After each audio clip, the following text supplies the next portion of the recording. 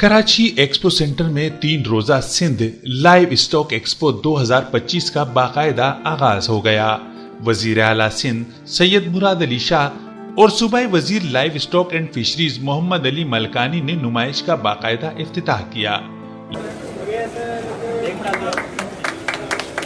Live stock नुमाइश 19 जनवरी तक जारी रहेगी।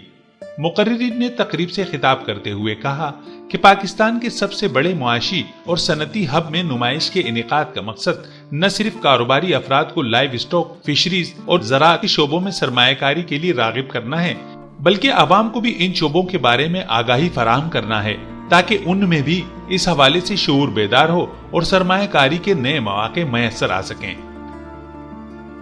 लाइव स्टॉक एक्सपो में सिंध भर से लाए जाने वाले 2000 से जायद मुख्तलिफ नायाब नस्ल के जानवरों के अलावा सैकड़ों परिंदे और मछलियों की नायाब नस्लें भी लोगों की तवज्जो का मरकज हैं।